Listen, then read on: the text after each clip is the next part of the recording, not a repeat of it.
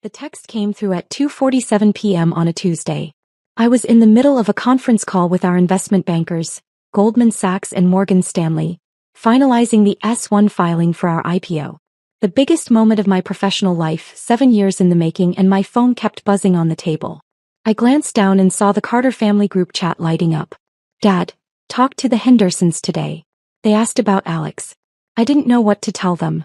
Dad, he's 35 and still playing with computers. Didn't seem like a good answer. Dad, Alex, it's time. Get a real job. Your online thing is pathetic. Mom, your father has a point, sweetheart. We're worried. Sister Megan, Dad's right. This has gone on long enough. Uncle Tom, the kid needs to grow up. Aunt Linda, maybe it's time to consider other options? Cousin Ryan, 100 points. Cousin Emma, agreed. I watched the reactions pile up. Thumbs up, hearts, the 100 emoji. 47 family members weighing in on my failure. 47 people who decided my life's work was pathetic without knowing a single detail about what I actually did. My CFO Sarah Chin noticed me staring at my phone. "Everything okay?" "Family stuff. Let's keep going." He gave me a knowing look. Sarah was one of the few people who knew about my complicated relationship with my family. The S-1 goes live Friday morning. After that, everything changes. I know. Do they know? She gestured at my phone. No. Are you going to tell them? I thought about it for exactly 2 seconds. No. Let them find out with everyone else. I'd started Neural Path in 2018 with $73,000. My life savings, maxed out credit cards, and a loan from my former Stanford roommate, David Kim. The company's mission was to build artificial intelligence that could actually understand human language, not just process it. Back then, everyone thought I was crazy. AI was still mostly hype. The big tech companies were throwing billions at the problem with limited results. What chance did a 28-year-old dropout with no funding have? But I'd seen something they hadn't. While everyone was trying to build general AI, I focused on one specific problem: helping businesses understand their customers through natural language processing. Real conversations, real insights, real value. The first 2 years were hell. I lived in a studio apartment in Oakland that cost $1,400 a month.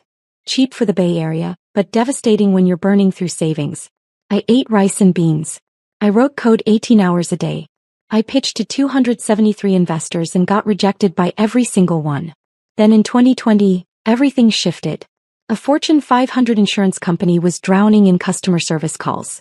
Their existing AI couldn't understand regional accents, slang, or context. They were losing millions in customer satisfaction scores and had a 40% agent turnover rate from stress. They hired Neural Path as a last resort pilot program. Probably because we were cheap and desperate. I built them a custom NLP engine in 3 months. It didn't just transcribe calls, it understood them. It detected frustration before customers explicitly complained. It identified upsell opportunities. It reduced average call time by 63% while improving satisfaction scores by 41%. The client CEO called me personally. "Whatever you need to scale this, we'll fund it." 6 months later, we had $15 million in Series A funding. 12 months after that, $67 million in Series B. By 2023, we'd raised $180 million in Series C at a $680 million valuation. We grew from 1 client to 340 clients. From 1 employee, me, to 480 employees across offices in San Francisco, New York, and Austin. From $0 in revenue to $340 million annually. Our AI DAO-powered customer service for 23 Fortune 500 companies, processed over 400 million customer interactions monthly, and had been featured in Wired, TechCrunch, The Wall Street Journal, and MIT Technology Review as the most accurate natural language processing system ever built. Last month, we'd filed confidentially for our IPO.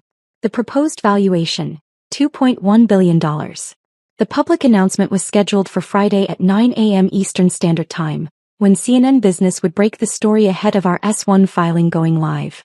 But my family had no idea. Not because I was hiding it, though I suppose I was, but because they'd never asked. They'd seen my studio apartment I'd never upgraded. Why would I? My 8-year-old Subaru still ran perfectly, my hoodies and jeans comfortable and practical, and decided I was a failure. I'd stopped correcting them around year 3. What was the point? They weren't interested in what I was building. They were interested in what I looked like I was building. And I looked like a broke millennial playing startup in Silicon Valley. The rest of Tuesday was a blur of legal reviews, banker calls, and preparation for the roadshow. I got home to my studio apartment in Oakland at 11 p.m., exhausted. The family group chat had continued without me. Dad, Alex isn't even responding. Typical. Megan, he's probably busy with his company. Mom, I think we should plan an intervention. This isn't healthy. Uncle Tom, I could talk to him. Man to man. Dad, good idea. Alex, your uncle is going to call you this week. Please answer. Cousin Ryan. Someone needs to tell him the truth. Aunt Linda, we're doing this because we love him. I turned off my phone and went to bed. Wednesday and Thursday were consumed by final preparations. Our lawyers at Wilson Sonsini reviewed every comma in the S1. Our bankers prepared the investor presentation. Our PR team coordinated with CNN Business for the exclusive announcement. Thursday night, Sarah and I sat in the Neural Path office conference room reviewing the final IPO documents. The sun was setting over San Francisco Bay, painting the sky orange and pink. Last chance to tell your family, she said. Why?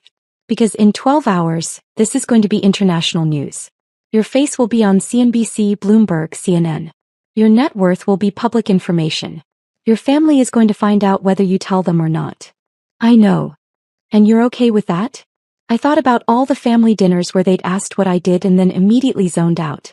All the holidays where they'd compared me unfavorably to Megan. Corporate lawyer, married, 2 kids, house in the suburbs. All the times Dad had suggested I apply to real companies like Google or Facebook. I'm okay with it, I said. Sarah shook her head. You're either the most zen person I've ever met or you're really good at compartmentalizing. Can't it be both? She laughed. Fair point. For what it's worth, I think you're handling this exactly right. They didn't believe in you when it cost them nothing. They don't get to share the victory. It's not about revenge. Isn't it? A little bit. Maybe a little bit, I admitted. My phone buzzed. Another family chat message. Uncle Tom. Alex, I've been calling you. Answer your phone. We need to talk about your future. 47 family members saw the message. 32 reacted to it with supportive emojis. I put my phone face down on the table. 12 hours, Sarah said. Then everything changes. Friday morning, I woke up at 5:30 a.m. Couldn't sleep. Too much adrenaline. I made coffee in my tiny kitchen, sat on my second-hand couch and opened my laptop. The S1 filing would go live at 9 a.m. CNN's story would publish at the same time. The stock market would see Neural Path's IPO plans, revenue numbers, growth metrics and valuation. By 9:01 a.m. my family would know everything. At 8:45 a.m., Sarah texted me. Sarah, ready? Me ready. Sarah, the bankers are freaking out in a good way. Early demand is 3x oversubscribed. Me, what does that mean for opening price? Sarah, it means we might price higher than $2.1 billion.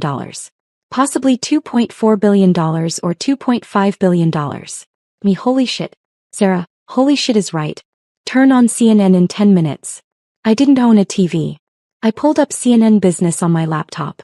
At 8:58 a.m., my phone started ringing. Unknown number. I ignored it. At 8:59 a.m. another call. Also unknown. Ignored. At 9 a.m. exactly CNN's homepage refreshed.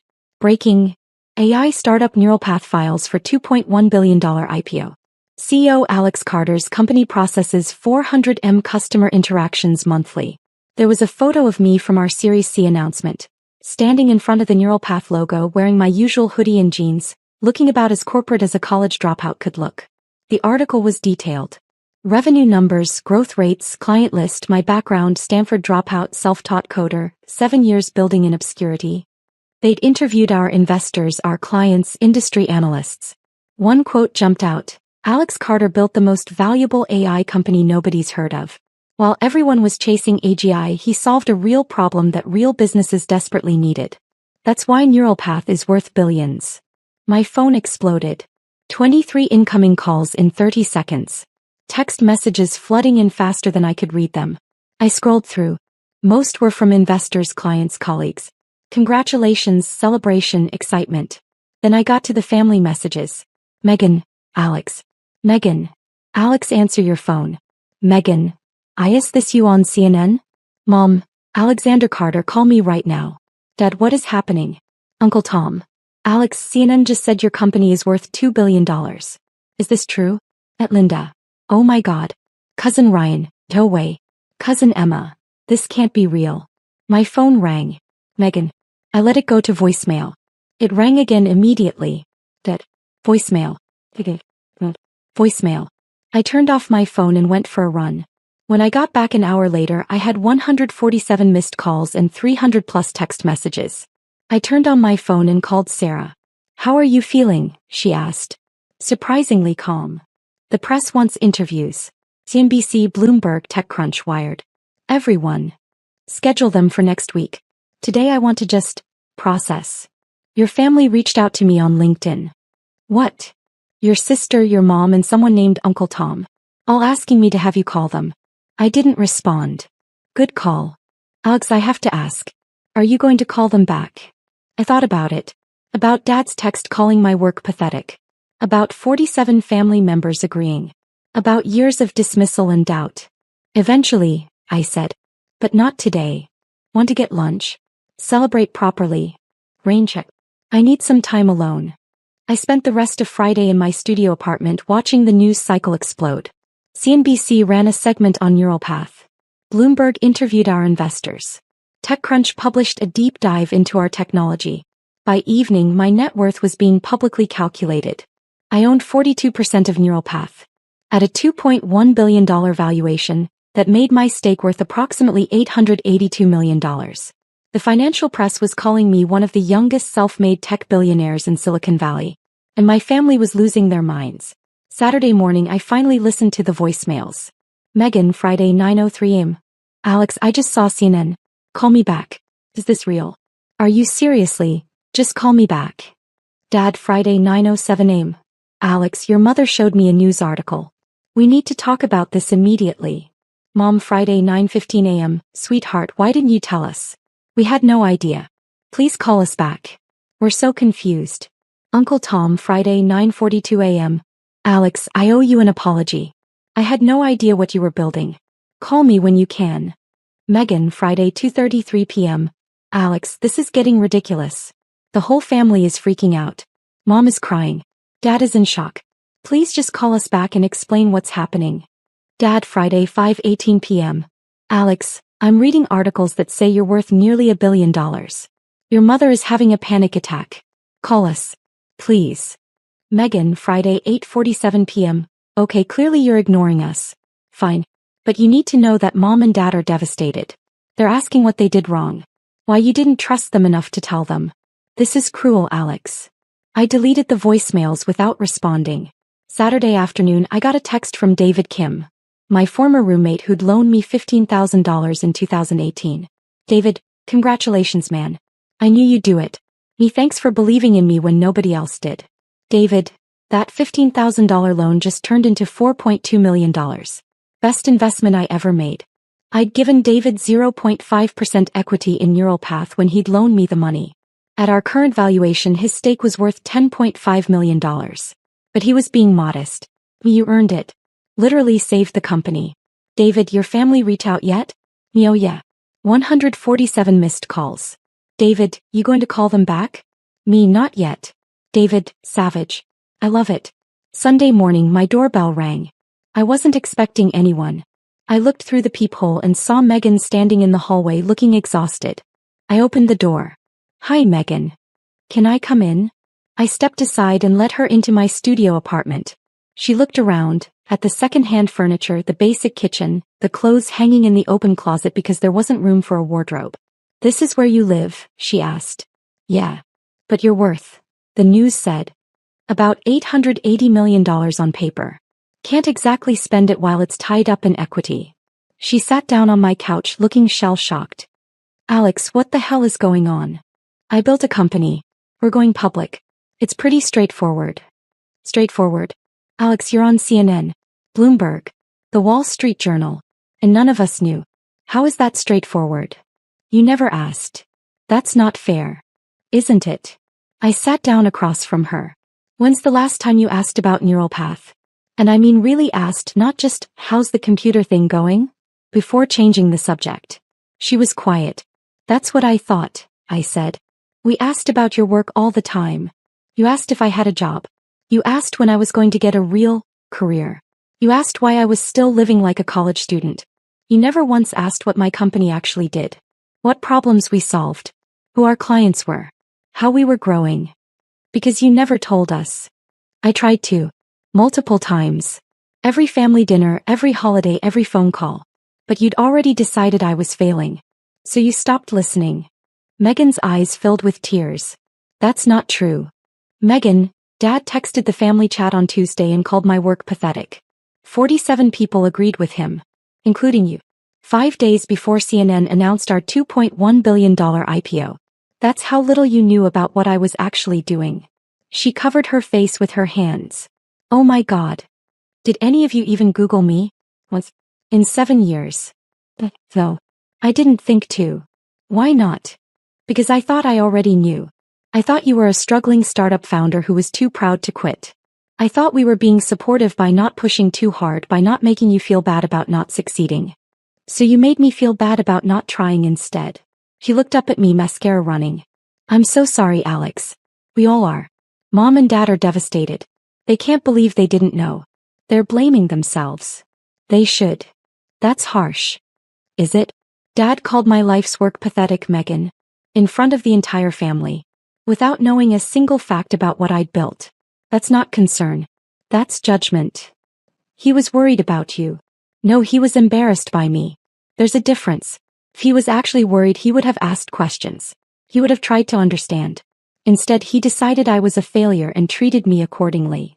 Megan stood up, pacing my tiny apartment. What do you want from us, Alex? An apology? We're sorry. We were wrong. We should have asked more questions. We should have believed in you. What else can we say? Nothing. I don't want anything from you. Then why won't you call Mom and Dad back? They're terrified you hate them. I don't hate them. I'm just done needing their approval. For 7 years I built this company while my own family thought I was a joke. That changes you.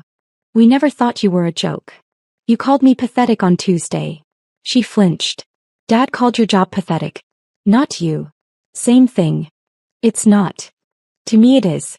My company is everything I've worked for. Everything I believe in. Everything I've sacrificed for.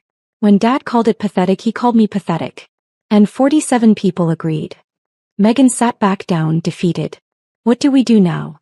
I don't know. Can you at least come to Sunday dinner? Mom's making your favorite pot roast. Everyone wants to see you.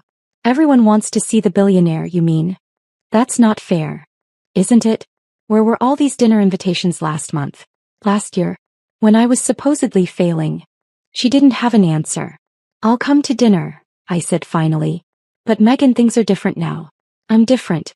I don't need the family's approval anymore. I don't need Dad's validation. I spent 7 years building something incredible while you all thought I was wasting my life. I succeeded despite you, not because of you. That's something we all need to sit with.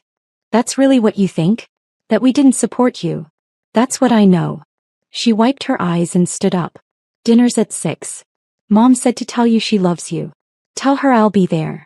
After she left, I sat in my apartment for a long time, watching the sun move across the wall. My phone buzzed. Sarah, the IPO pricing came back. We're going at $2.4 billion instead of $2.1 billion. Me, what does that mean for my stake?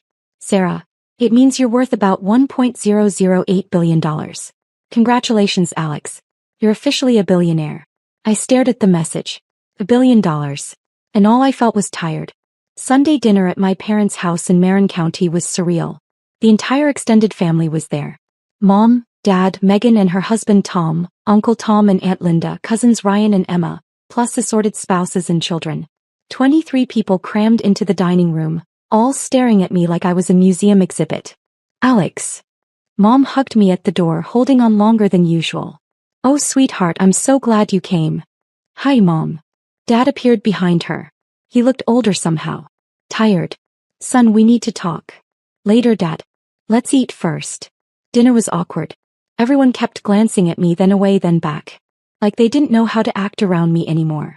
Finally, Uncle Tom broke the silence. So, Alex. $2.4 billion. That's incredible. It's the company's valuation, not my net worth. But you own what, 40%? 42%. He did the math in his head. $8 billion. On paper. Still, $1 billion.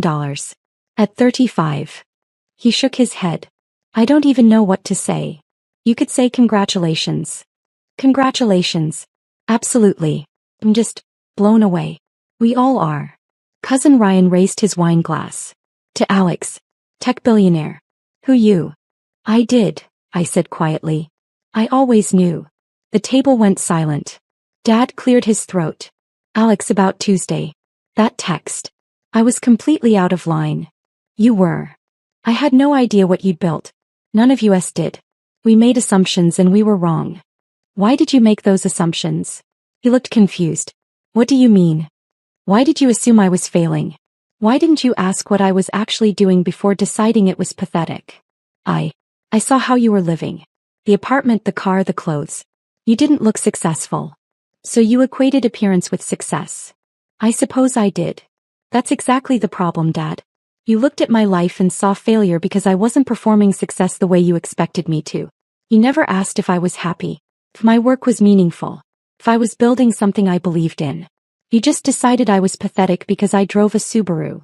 Mom started crying quietly. We're sorry, Dad said. We're all sorry. We should have believed in you. You should have asked about me. That's different from believing in me. Belief without knowledge is just blind faith. I didn't need blind faith. I needed curiosity, interest. One real conversation about what I was building. Megan spoke up. We tried to ask. You asked if I had a job. That's not the same thing. Then help us understand now, Dad said.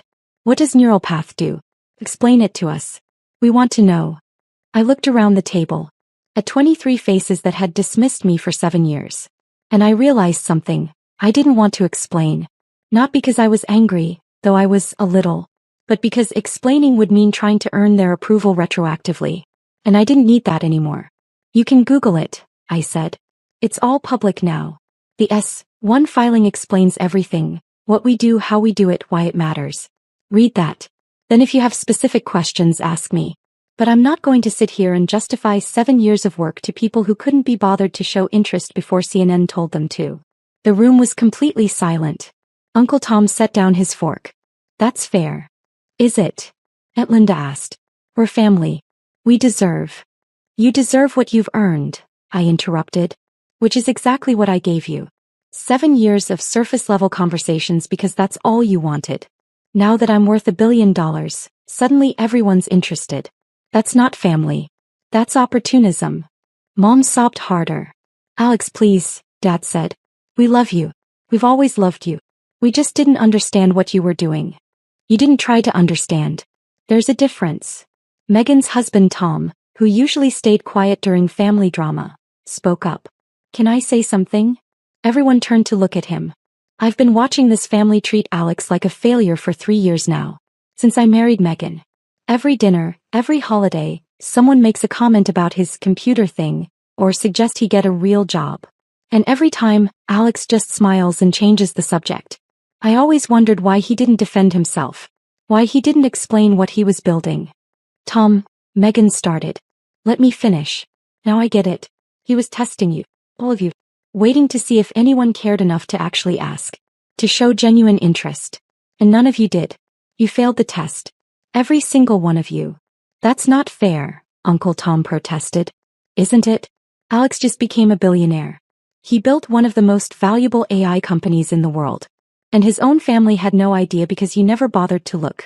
That's on you, not him. The table erupted in defensive protests. I held up my hand. Tom's right. I was testing you. Not consciously at first, but by year 3 or 4, yeah, I was curious how long it would take for someone to notice. To ask real questions. To care. We cared. Mom said through tears. You cared about appearances. About what the Hendersons thought. About whether I was embarrassing the family. You didn't care about me. About what I was building. About what mattered to me.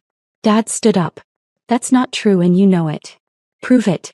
Tell me one thing about neural path that you learned before Friday. One client we serve.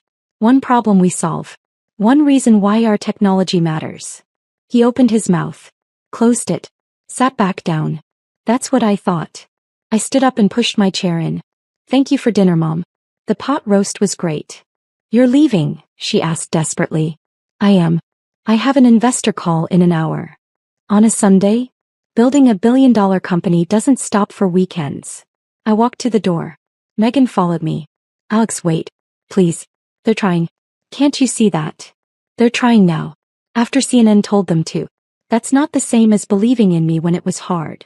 What do you want from us? I thought about it. Time. Space.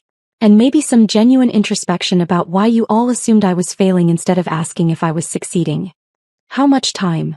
I don't know. Months. Maybe longer. I need to figure out who I am now that I don't need your approval. You never needed our approval. I did. For 32 years I did. Then I spent 3 years building a company while you all thought I was pathetic. And I learned something: I could do it without you. I could succeed massively without your support or belief or validation. That changes things. He hugged me. I'm proud of you. I know I should have said it sooner. But I'm proud of you. Thanks, Megan. Are we okay? Eventually. But not today. Neural Path went public on September 15, 2025. Our opening stock price valued the company at $2.7 billion. By the end of the first day of trading, we'd climbed to $3.1 billion. My 42% stake made me worth $1.302 billion. Forbes put me on their cover, the billionaire nobody saw coming. The article interviewed my family. Dad said, we underestimated him completely. That's on us. Mom said, I'm so proud of my son. I just wish I'd known sooner. Megan said, Alex taught our whole family a lesson about assumptions. We won't make that mistake again. The thing is, they're trying now. Really trying. Dad reads every article about Neural Path and sends me questions. Real questions about our technology, our strategy, our vision. Mom asks about my employees, my investors, my daily life. Megan calls every week just to talk, with no agenda beyond genuine interest. It's been 6 months of slow rebuilding. Of earning back trust. Of learning to be a family that actually knows each other instead of just assuming. Last month, I invited them to our new headquarters in San Francisco for a tour. I showed them our technology, introduced them to my team, explained what we're building and why it matters. Dad cried when he saw my name on the building. Neural Path Incorporated, founded by Alex Carter. I'm sorry I didn't see this sooner, he said. I'm sorry I called your work pathetic. I know, Dad. Do you forgive me? I thought about it. About 7 years of doubt. About 47 people agreeing when he called my life's work pathetic. About building a billion-dollar company while my own family assumed I was failing. I'm working on it, I said honestly. Ask me again in a year. He nodded. That's fair. Later that evening, Sarah and I stood in the conference room, looking out at the San Francisco skyline. Your family seems different, she observed. They are different. Or maybe I'm different. It's hard to tell. You going to forgive them? Eventually. But they earned 7 years of doubt. They need to earn back 7 years of trust. That's harsh. Maybe. But I spent 7 years building this company without their support. I proved I didn't need them. Now they need to prove I can want them anyway. That's the difference. My phone buzzed. A text from the family group chat. Dad, thank you for the tour today, Alex. Your mother and I are so proud of you. We love you. 47 people reacted to the message. Hearts, thumbs up, celebration emojis.